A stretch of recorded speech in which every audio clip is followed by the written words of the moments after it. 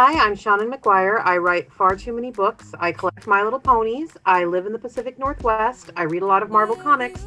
And I have a cat sticking claws into my leg about every 5 seconds. So this is a little odd, but Weight Watchers spaghetti. They're microwavable Weight Watchers spaghetti. It tastes exactly like the spaghetti that was served in my high school cafeteria.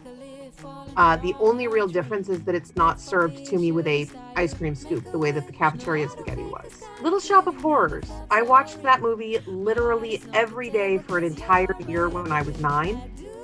Also, arguably, and this is a second movie, obviously, Clive Barker's Hellraiser, which was the first movie I remember encountering that I knew had been based on a work of literature when I saw it, and that told me not all adaptations are a good thing for the work.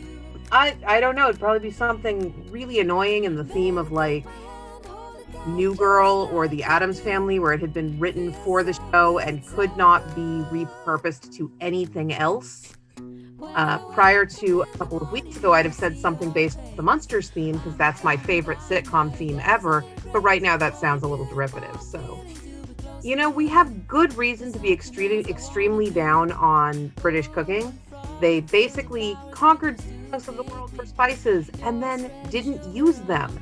It's kind of the stupidest setup I've ever heard for designing a cuisine. That said, if you have not ever tried British cooking, because everything you've heard about it is that it's bland and boiled and terrible, you should really give a Cornish pasty a try. They're a kind of handheld meat pie that you can get in train stations. I don't understand why North America really never caught on to the handheld meat pie as a convenience food. We went, no, we want the hamburger. We want our meat pie to have a removable crust. That's just stupid and messy. My favorite book of probably all time is The Last Unicorn by Peter S. Beagle, which was made into an animated feature with Peter writing a large chunk of the script, if not the whole thing. I would have to hit Wikipedia and try to look smart to know for sure, but it's an extremely faithful adaptation that actually uplifts the source material. The fact that it's like 40 years old at this point does not change the part where it's a book everyone ought to read. The most picturesque place I've been in the world. There is a creek in England called the Bolton Strid, and it is just absolutely beautiful. It is also the single deadliest body of water in the world. It has a 100% kill rate for people that have fallen in, because the Bolton Strid is an entire full river that's just sort of tilted onto its side by geography.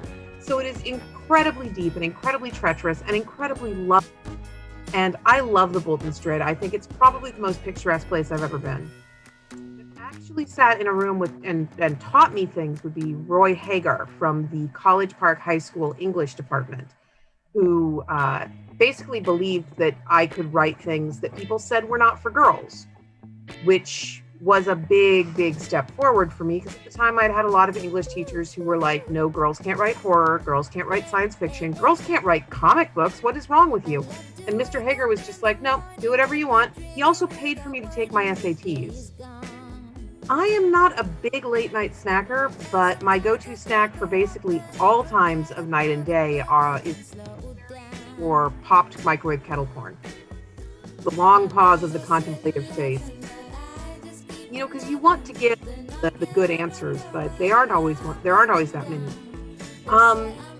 I am genuinely inspired by Ursula Vernon, who is an author living in one of the Carolinas. I've been to her house. I always forget which Carolina she's actually in, whether it's South or North, and that's my fault. But she writes middle grade and young adult fiction under her own name and adult fiction under the name T. Kingfisher, and actually has the organizational skills to self-publish some of her own work. So she's a hybrid author. She does traditional and self-pub. She's constantly doing something. I have enormous respect for her as an artist, for her work ethic. She does amazing things.